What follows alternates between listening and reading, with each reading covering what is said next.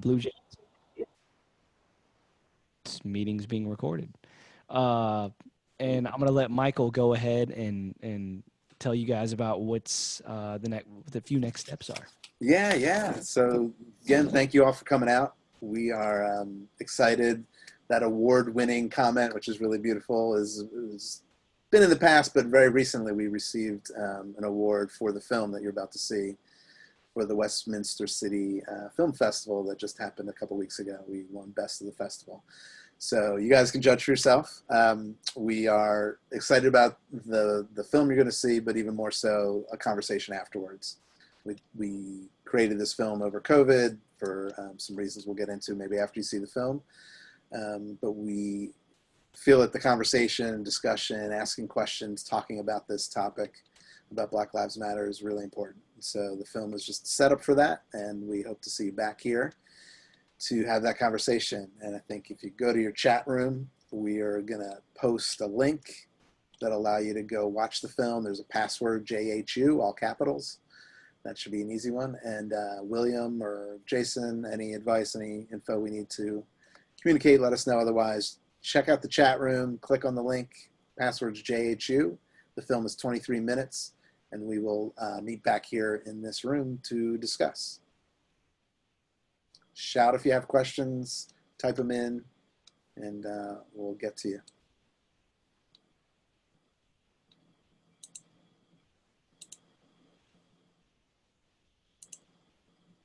Is anyone out there?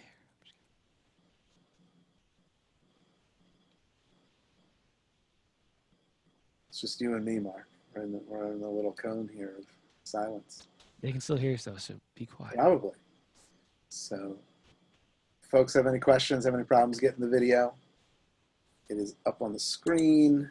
It's in the chat room, and feel free to leave and come back.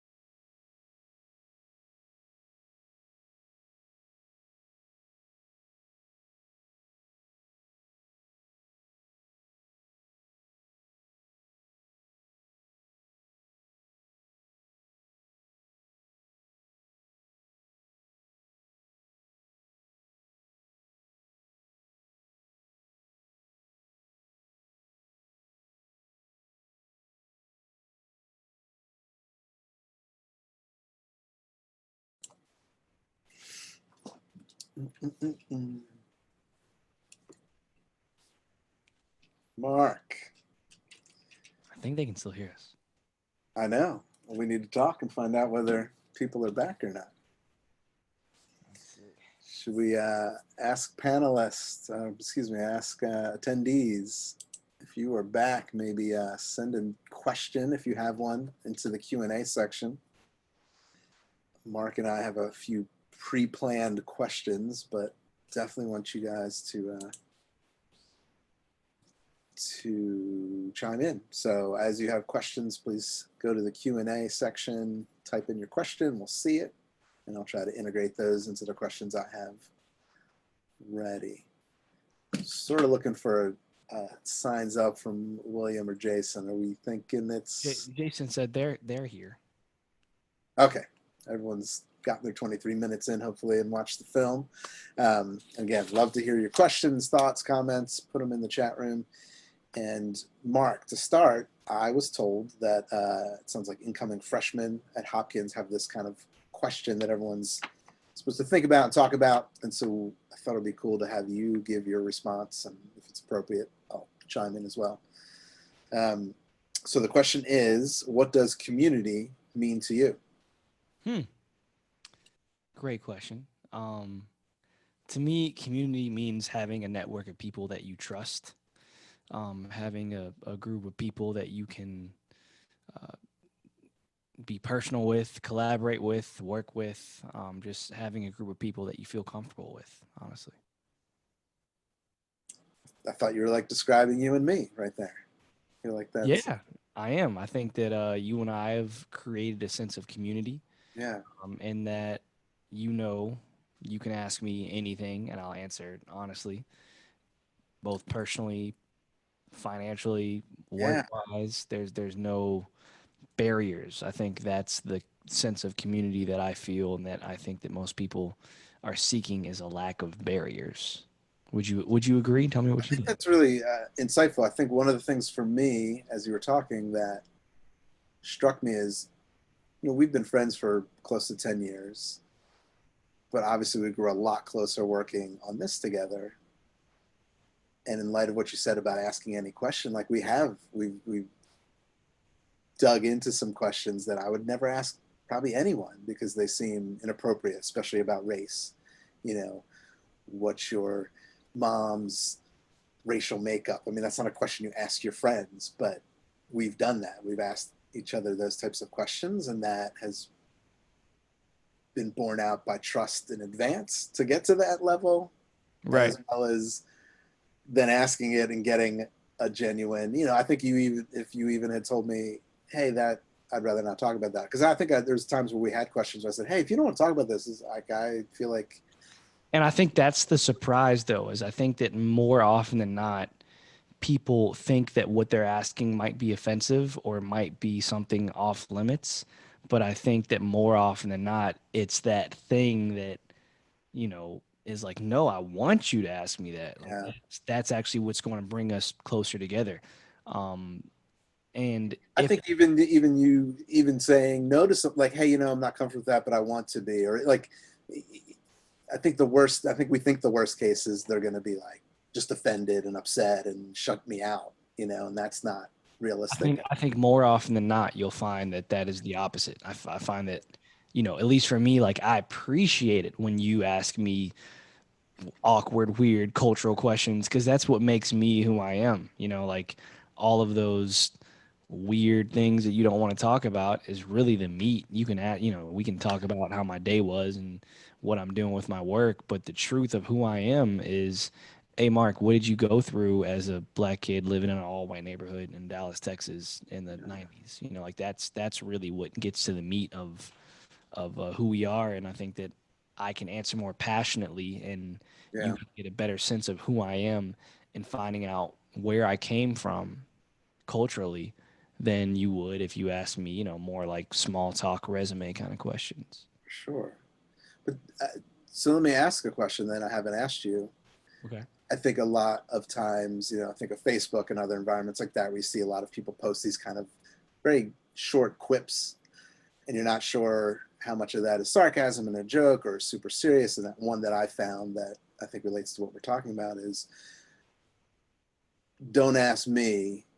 I'm too busy fighting oppression or whatever to answer your questions, from person of color. It's not worded exactly that way. I think you've probably seen, people make these comments that kind of say like, I know I'm your only XYZ friend, but please, like, stop bothering me. I've been working on this for my whole life. So I'm curious, like, how do you think there's some that just feel that way, or, how do you feel if someone's intimidated to talk to a person of color friend about the topic of racism, Black Lives Matters, when we sort of see some people posting kind of a, leave me alone.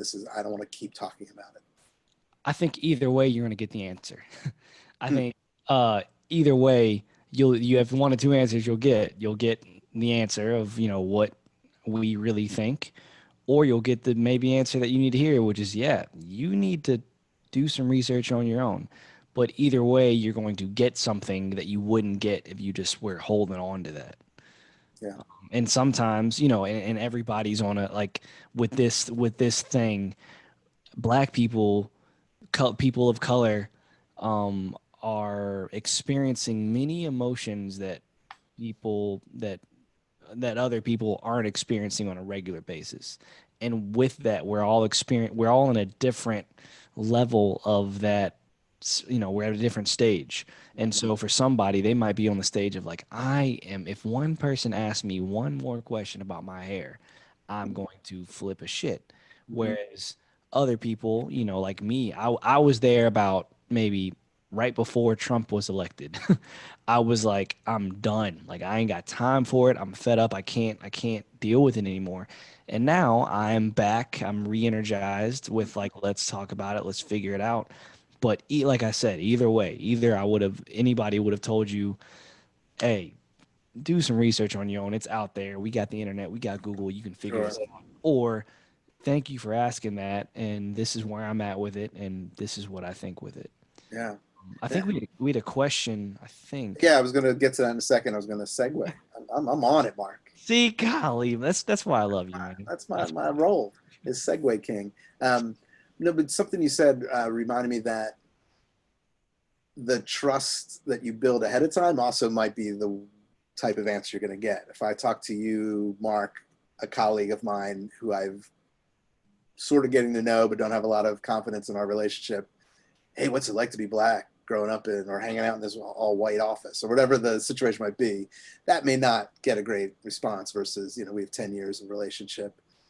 And then obviously we've worked on this project together. So, I mean, that set up a whole different level of trust. And so I think that's part of it too, on all sides, that you have to build relationships over time to be able to get the answers that people are genuine. And I think, as you said earlier, people want to be genuine. hmm Keeping that in mind with the variables that are in people's lives of where they're at in this process about Black Lives Matter specifically as a movement, or just generally about racism and prejudice in the US. Someone asked, have there been some negative responses to folks that have seen the documentary? So curious what your answer is to that. Obviously, I think you know what mine is. Yeah, no, I mean, I think we both can answer this, but I'll start. We've had, to be honest, mostly positive reviews. I think most 90% or so of the people that have seen this have said good things about it, which we appreciate, but we don't necessarily sit in that we want to excel and we want to push this thing forward. The one of the most helpful responses we got, in my opinion, was from somebody that I worked with at the Duke Ellington School of the Arts in Washington D.C. She was an administrator at the Duke Ellington School of the Arts, which is a predominantly black arts high school in D.C.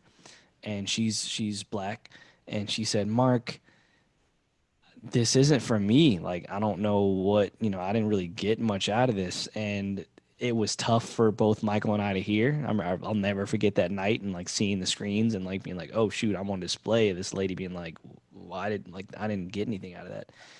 And to be honest, it helped define our audience because yeah, she's a black lady who works at a high school with predominantly black kids, and she gets it. She knows the struggle. She knows the conversation. She's thinks we should be having other conversations, and and that I think that's true. I think this documentary is not for a woke person, if you will. This documentary is for people that are getting into the movement, that are might have some people that don't feel comfortable talking about these topics. It's kind of a way to start a conversation for people that haven't had this conversation that often.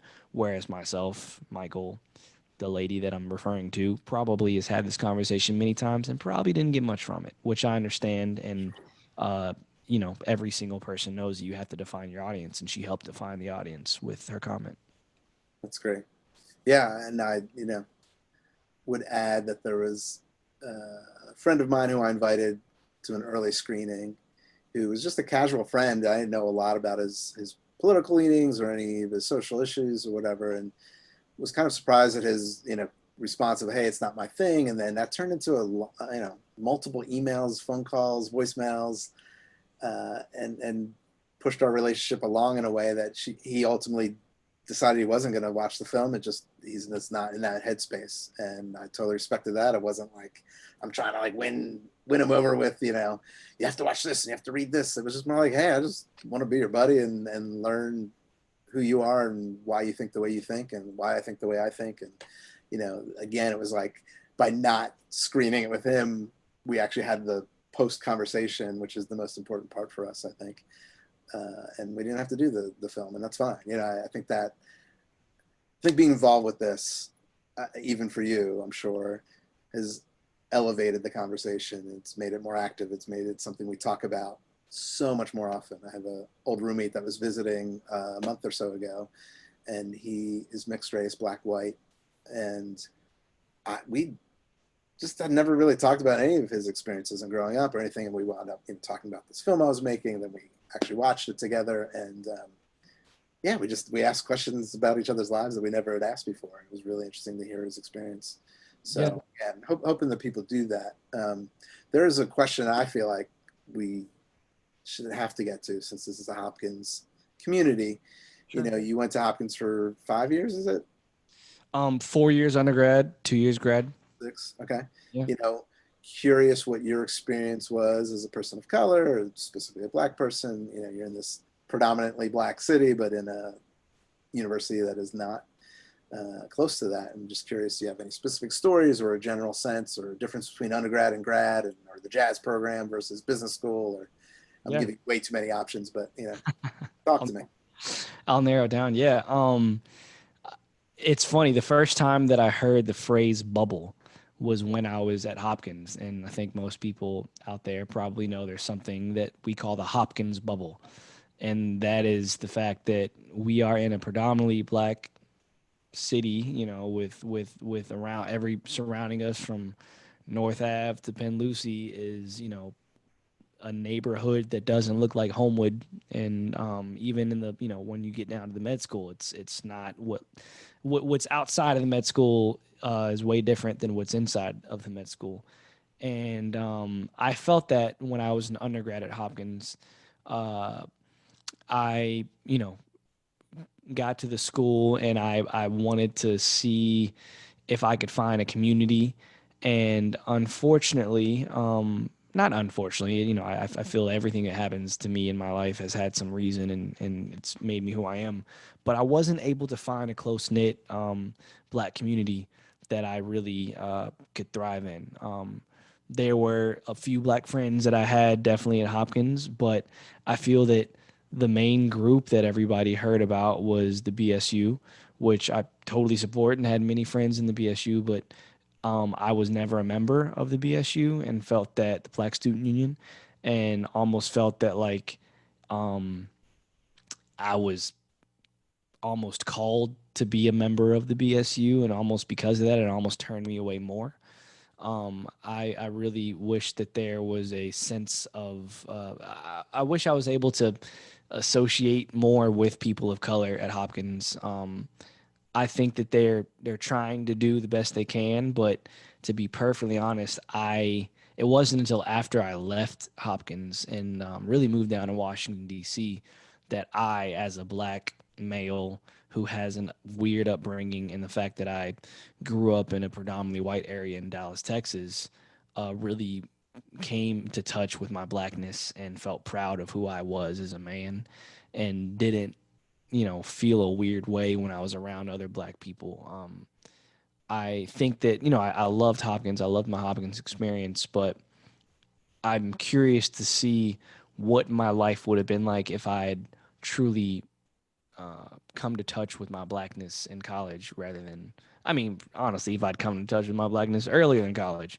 But I feel like college could have been that opportunity, and there weren't as many opportunities as I think there should have been, to be perfectly honest with you. I'm just curious, so I'm just going to ask my question. What, like, when you say get in touch with your blackness, like, what does that mean? How do you, I feel like I've heard that phrase a lot in like sitcoms or, college, black students at college talking about it that way. Yeah. I think that is knowing that how you are is not an anomaly.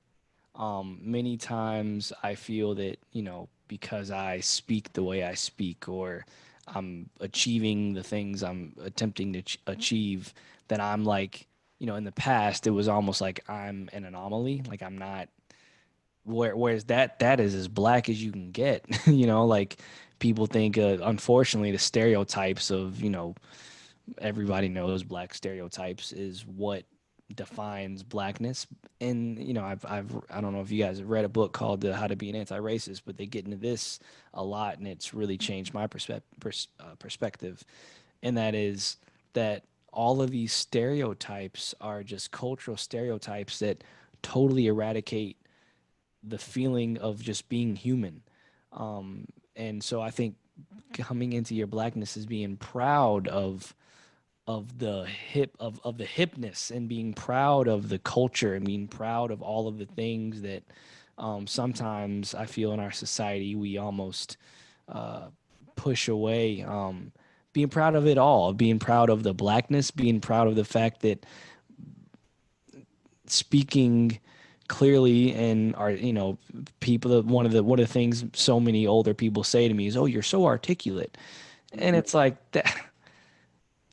I appreciate it, but to also speak more authentically, however you speak is black. I mean, there's no such thing as speaking black or talking white. It's just where you grow up. And so I think coming into my blackness for me was being comfortable with my experience and feeling comfortable in my own skin, and with the way I talk and the way I walk, and being proud of who I am despite stereotypes and despite what people expect me to be.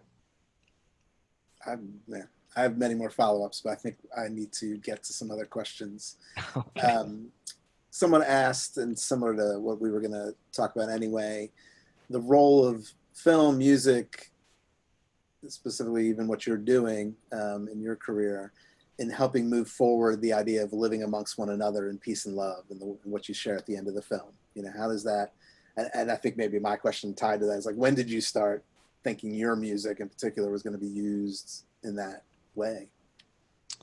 For me, the way I grew up was, you use your gifts and talents to bless other people. That's kind of like how I was, whatever you do it to help other people.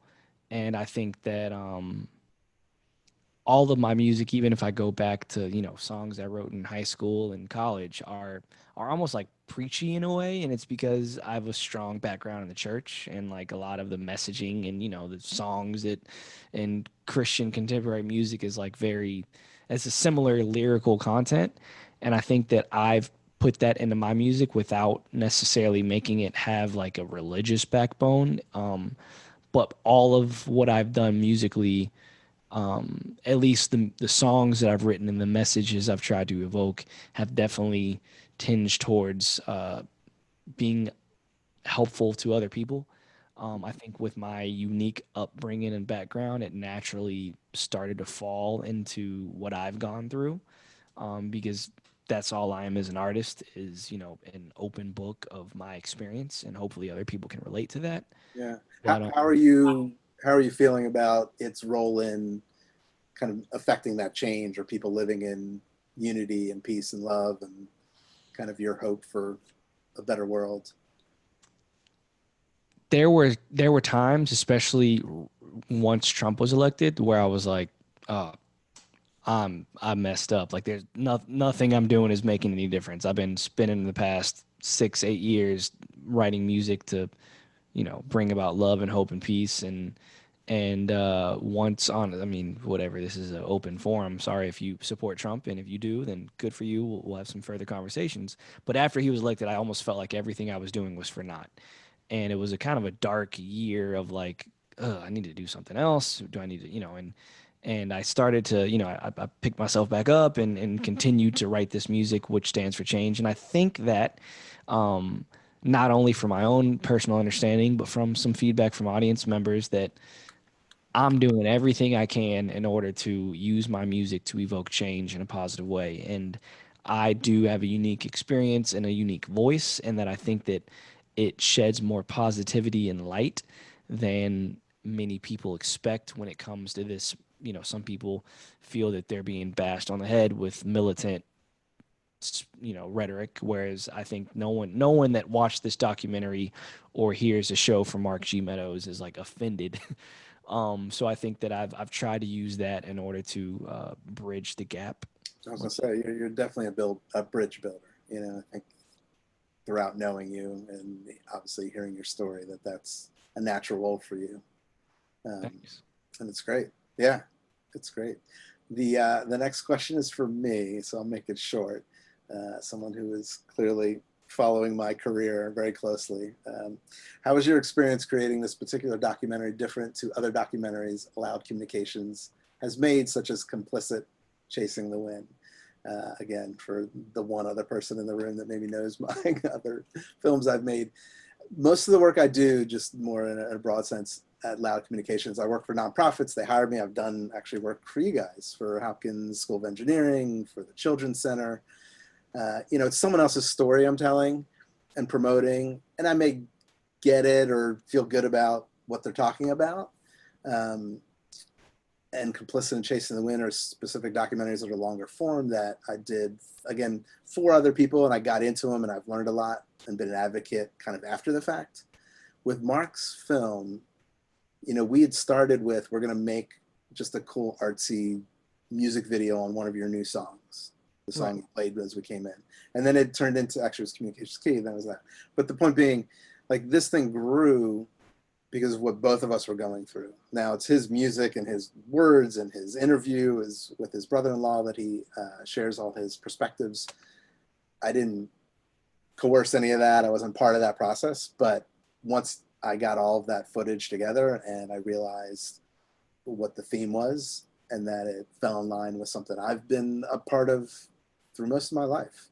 Since pretty early on in school, I remember some Black kids joining our elementary school, and they said that the school had closed and these students are now here and kind of welcoming them. And I don't even remember the story. I just know that I immediately connected with those kids. And I think throughout my life, I've had this kind of burden and responsibility and passion about topics of race. And South Africa was going on when I was in middle school, apartheid, and I was so angry at it and wanted to be a part of it. I felt like I missed out on the civil rights movement, which seems so like lively and exciting and important. And so anyway, this film is one that I'm much more attached to. Like this isn't Mark just coming and talking, but he and I working together on this. And I think that's kind of part of the story, which makes this kind of unique film. And I'm going to stop babbling. You're not babbling. Thanks for the answer, man. Next question. Do you have advice for people who don't have a diverse friend group reaching out and meeting people different from them right now with COVID in particular? That's hard. Nope, don't. No, I mean, I'm kidding. Everybody, the saying that is don't force it, but sometimes you do have to force it. Sometimes you do. I've had to force it. I've had to be in white communities that felt awkward and make myself feel comfortable. So I think if you know of any, anything from a church group to if you have any black friends, and yeah, insert yourselves into their lives and see how you can be more a part of a truly black experience and do everything you can to look at your circles and see, am I only hanging around one kind of person? Maybe I'm pretty comfortable, which is not how we need to be right now. Black people and people of color have been uncomfortable in this country for many, many years. And I think the more uncomfortable white people are, the more comfortable we will all be. Yeah, I agree with that. And as someone who's inserted himself in a lot of different cultures, I mean, for me, it's been started with, I think, travel, globally, and I'm sure lots of folks are just doing that, have done that. Obviously, in COVID, it's tougher.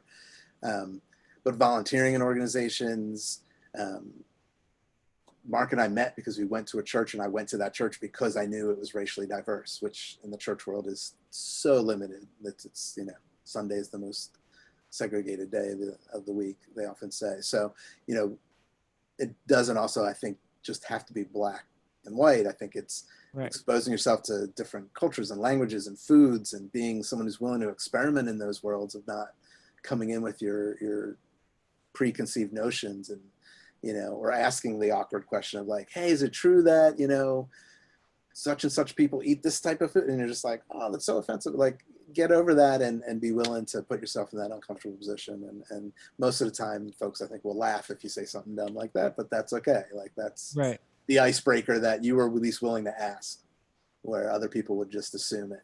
And I think that's how I've done it. I think, especially in college onward, it was so much easier.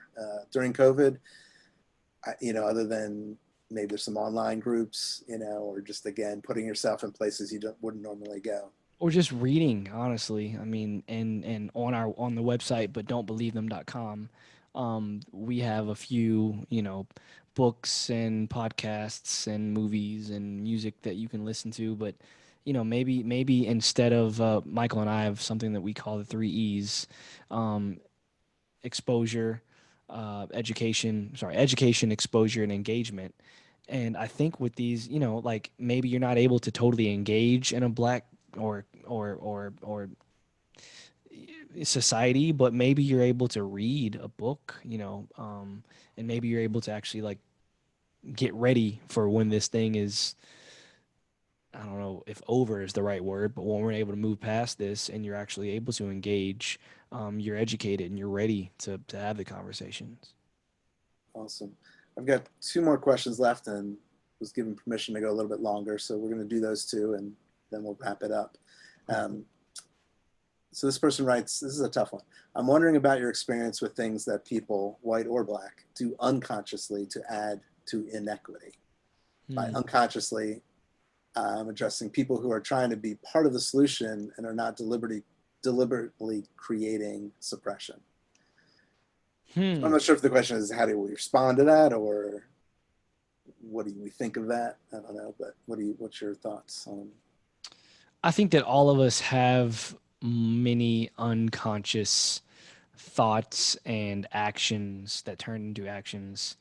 But I think awareness is very important. I've, since having these conversations with Michael, have become more aware.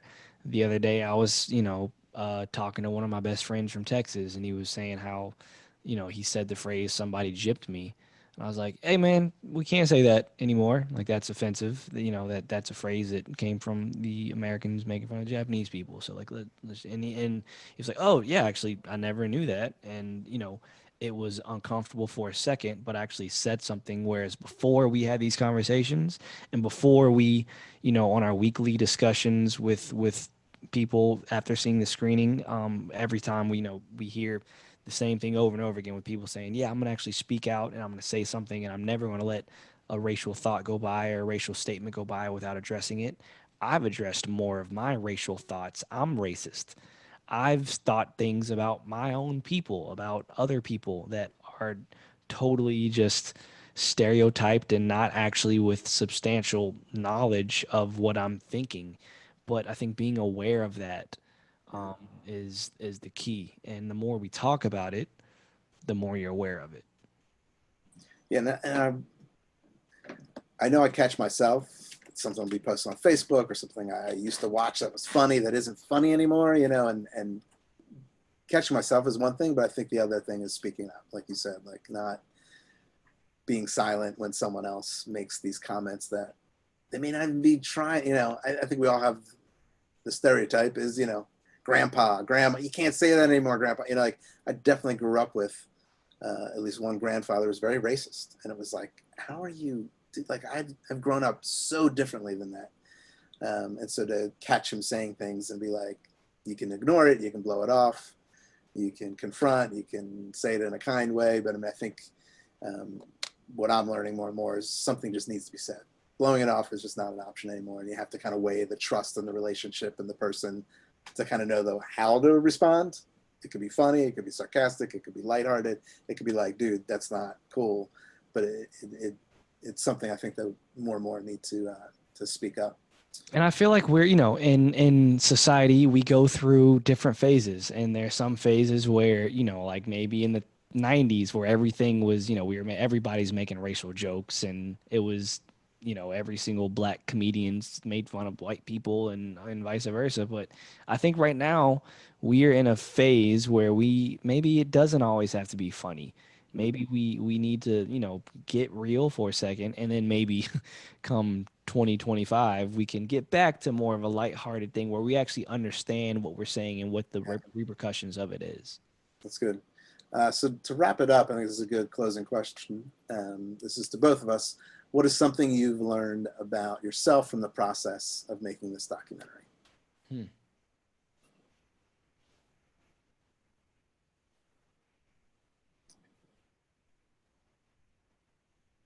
I don't Silent. even know. I'll go first since I feel like you should end the night. I think that I went into this whole process as let me help Mark out. He's my buddy. He does great music. He's an artist. I have some downtime with what was going on with COVID, so why not um, do something like a donation in a sense? And then I think through this process, the thing that keeps coming back is more the sense of I have a role to play in life. I have a role to like communicate what I believe and think alongside people who I have a similar vibe with. And I think my work has often just been behind the scenes of putting someone else's story out there. And I've been okay with that. And I actually really enjoy that. I think I'm good at it. Uh, but it's okay for me to have my voice in the things I'm doing with work, with life. Like I think I've been kind of trying to live by example for quite some time. And I think it's okay now to start talking about it again. I think I was probably a big mouth when I was younger about what I believed and thought. And then I was silent for like a decade or two. If you don't know, I'm 50. And so I think in my recent years, it's like, I think, and this process with you has helped me realize I have a voice, I want to share it. And I'm getting to do that with someone I care about. And I don't know, it's a really cool situation for me. So Oh, thanks, Michael. No, man, I'm very appreciative of you. And as I made it, I don't know if I made it clear tonight, but like I say it on most of our uh, discussions we have, Michael was from the start of this project in. There was no, when am I getting paid for all of the hours that we're talking about this and editing this video? There was no, we were doing the work, and I think both of us knew that the work was going to get done one way or the other or another. Um, and for me, the two things I guess that I've learned from this project personally, one is that this work actually is and can be meaningful. I've my past two albums, one's called Be the Change, one's called To the People. I was close to kind of wrapping up the whole social justice thing after that and start writing some love songs and making some real money. But after this project, it's we're not Spike Lee isn't filming this yet, but we have at least exceeded our expectations as to what this experience would be. And I don't care if there's 13 attendees in this and only one of them actually got something from it, but I feel that we are actually making some kind of change in the way that we can make change. So that's the one takeaway is that we all have an ability to make change, and it might take a while for you to find that one thing that makes change and highlights your strengths and your weaknesses, but find whatever that thing is that you're good at in order to do something for the culture. And two is that I'm still not doing enough. Two is that we have these conversations and it feels good for the hour or so that we're having the conversation. But after that, what am I doing? In the past, it wasn't much. But what I'm doing now, more so, is I'm actually making sure that I'm giving money to organizations that I support and giving my time and energy and following organizations that stand for change and actually doing more than just living the social media change life, but actually living the life that means giving your time and resources to those organizations that support whatever it is that you believe in. Nice. So I think that's it. We're about 10 minutes past 8. We really appreciate everyone coming and participating. San, thank you for introducing us. Jason and William for hosting us. Mark, always good to see you. And, you know, I think this is encouraging to just have this type of conversation in front of people. I think that's sort of what we're learning as part of this process for people. So thanks for being so honest and genuine. And again, thank you all. Thanks, JHU Alumni Association, for having us. Thank you guys so much. But don'tbelievethem.com is the website if you ever have any questions, comments. Yeah, we host screenings if people want to, you know, your company or your school or some other organization you're part of outside of JHU. We would be happy to do something similar or have a smaller, intimate conversation with people interacting. So, And most of the time, we actually can see all of your faces with this setting, which it's totally fine. We've totally enjoyed ourselves. We yeah, can't see you, but know that in a future screening, we want to hear from you so that we're not just rambling. Thank you, awesome. guys.